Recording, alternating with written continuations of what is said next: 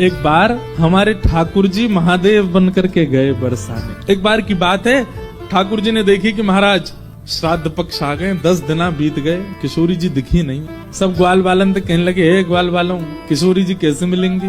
बोले लाला अब तो एक काम कर। बोले कहा, छद्म भेष धारण करके जा, कोई और भेष धारण कर ले।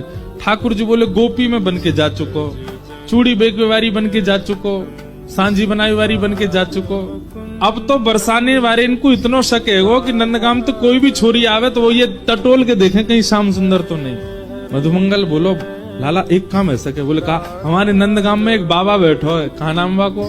नंदीश्वर महादेव।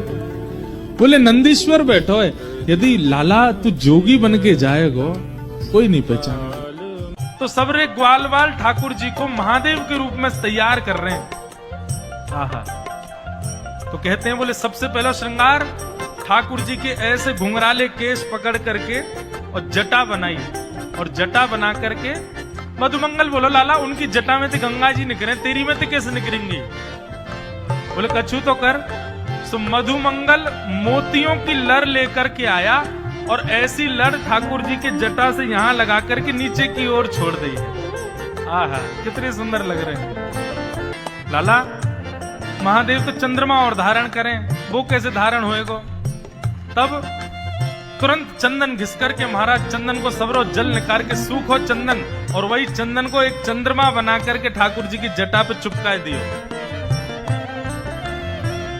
लाला को श्रृंगार हेरो है सुंदर। ऐसे ही श्री हमारे वृंदावन के ठाकुर जी ने अपनी धोती की ही बना करके वैसे ही अवधूत बिल्कुल श्रृंगार किया अपनो। ठाकुर जी बोले अरे गले में सर्प कहां से आएगो? मधुमंगल श्रीराम बोले बता लाला, वन में तो पकड़ के लाए अभी। ठाकुर जी बोले मैं तो चित्र में हूं, देख लूं तो मुझको तो डर लगे आवे, गले में पहन के इसके जाऊंगो। बोले काम कर। बोले कहा? बोले गैयान के पामन को बांधवे की जो दोहनी है ना, जे गोवर और रज में सन के सर्प जैसी है, जय को पहना दे मेरे गले में। और ठाकुर जी ने गले में महाराज एक सुंदर दोहनी बांध ली, हाथ में दोहनी बांध ली, कमर में दोहनी बांध ली, बिल्कुल महादेव जैसे तैयार भये। ग्वाल बाल बोले लाला महादेव तो भस्म लगामे, वो चिता की भस्म लगामे, अब भस्म कहां से लेके आमे तेरे काज? ठाकुर जी बोले तू मलियागिरी चंदन लगा दे, मैं वही को भस्म बना दूंगो। ठाकुर जी को पूरा श्रृंगार है गया, बिल्कुल महादेव जैसे लगन लगे। मुंह पे भी जो चंदन लगाया वो भस्म बन गो सबरो। बोले लाला तू तो पहचान में ही ना आ रहा, कौन है पतो ना कहां से आगो है। ठाकुर जी अकेले बरसाने गए। अब बरसाने में जाकर के महाराज अलाक निरंजन घूम रहे नन्हे से गोपाल जी बरसाने में। गोपी अपनी अपनी अटारीन से निकल के ओ देख कैसो नेक्सो से जोगी डोल लो है। अरे नेक पकड़ो तो सही। सबरी गोपी ने जाके खींच लिए ठाकुर जी। अरे बाबा घर में खेलवे की उम्र में जोगी बन गो तू, नेक्सो सो। ठाकुर जी भ्रगुटी टेढ़ी करके बोले हम जोगी हैं, श्राप देनो जाने, ज्यादा बोलेगी श्राप दे दूंगा, 3200 निकल के बाहर आ जाएंगी, पोपली है जाएगी तू। बोले अरे बड़ो तेज बोले जोगी तो। सब गोपियां कह रही हैं, बोले अच्छा जोगी तुम पे कहा आवे? बोले हम जिसको देख लें उसको देख करके भविष्य में उसका ब्याह किससे होगा ये बता सकते हैं। बोले अच्छा तुम बता दोगे? बोले हाँ। अच्छा नहीं मेरा बता दो, मेरा ब्याह कौन से होगा? बोले तेरो ब्याह ना होगा, तू ऐसी रहेगी जीवन भर, तेरो पति ना दिख रहा मुझको। दूसरी गोपी बोली अच्छा अच्छा मेरो बता दो, मेरो ब्याह कौन से होगा? बोले पास में एक गांव है, वहां पे एक गोबर चुरावे वालो गोबर चोट्टा रे बातें होगा तेरो ब्याह। सबरी गोपी बोली बड़ो टेढ़ो टेढ़ो बोले। तभी एक गोपी बोली सुनो हम अपनी कहा पूछ रहे हैं, या जोगी पे कछु आता हो तो ना श्री जी हमारी श्यामाजू के बारे में पूछे, उनको कौन तो ब्याह होएगा? सभी सखी बोली अच्छा तुम हमारी स्वामिनी जी से मिलोगे, उनको नेक बता दोगे कि उनको ब्याह कौन से होएगा? ठाकुर जी बोले ले चलो अभी बता मैं। आहा ऊंचे भवन पर लेकर के गए हैं ठाकुर जी को। किशोरी जी से जाके प्रार्थना करी, एक बड़ो सिद्ध जोगी आयो है, तो नेक्सो सो ही छोटो सो है, गोल मटोल वाके हाथ हैं, गोल मटोल गाल हैं, लेकिन ऐसो बोले। श्री जी बोली अच्छा कहा बतावे? बोले ये बता दे कि हमारो भविष्य में कालांतर में पति कौन होएगो? श्री जी बोली अच्छा सही बतावे। बोले अब बतावे तो कब, मेरा तो यूं बता दियो मेरा ब्याह ही ना होएगा, या कोई यूं बता दियो को गोबर चोटा से ब्याह होगा आदि आदि। लेकिन श्यामाचू जो भी बतावे एक बार चलो। श्री जी के मन में तो भाव आ गया, कहीं गोपाल जी को नाम बोल दे एक बार।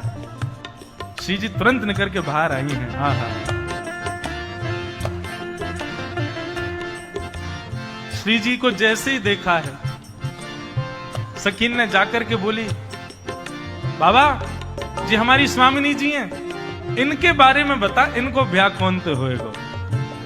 ठाकुर जी बोले ओहो ये तो बड़े महलन की हैं, इनको नेक पास ते देखना पड़ेगा मुंह को, नेक मुंह पास ले जाओ। सबरी गोपी बोली दूर ते ही रहियो बाबा, ज्यादा उछले मत। बोले नहीं देखो पतो करवाना हो तो पास ले जाओ, नहीं तो यहीं तो चलो जाऊंगा मैं। पास ले गए। बोले नेक और पास ले जाओ। बोले बाबा आप बस कर दे। बोले ले तो जाओ तभी तो दिखेंगे, इनके रो कूपन से मुंह को पता चलेगी कि कौन है इनको। अब बिल्कुल समीप ले गए और जैसे ही दाहिने में आकर के ठाकुर जी खड़े भई, बाम अंग में श्री जी खड़ी भई, सोई धीमे से ठाकुर जी ने श्री जी के कंधा पे ही हाथ धर लिया। बोले ए बाबा क्या करे। बोले इनको भविष्य को खसम में ही हूं, मोते ही होएगा इनको ब्याह। तो महाराज सखीन ने जैसी देखी, अरे या बाबा को बताएंगे अभी। सबरी डंडा लेके, झाड़ू लेकर के, चप्पल लेके, खड़ाऊ लेके सब भगी ठाकुर जी के पास। और जैसे ही जोगी के ऊपर आक्रमण करने लगी, सोई अपने तन की भस्म ऐसे हाथ में लेकर के, और ठाकुर जी ने एक फूंक मारी, सब ब्रज मोहिनी डारी, ऐसी फूंक मारी सबरी गोपी मूर्छित है के गिर गई। और जैसे ही सब मूर्छित भई है महाराज, अब श्री जी और ठाकुर जी दो ही बच्चे हैं, बाकी सब तो मूर्छित पड़े हैं। ठाकुर जी खूब निहार निहार के देख रहे हैं किशोरी जी को, और किशोरी जी के सुंदर व वेश को दर्शन करके ठाकुर जी बावले है गए। और ऐसे बावले भय महाराज किशोरी जी को देख करके मलुकदास जी वर्णन कर रहे हैं, अब तो रास्ता में चलते फिरते बस वही स्वरूप किशोरी जी को याद करें, वहीं बैठ के राधे राधे राधे राधे गाने लग जाएं।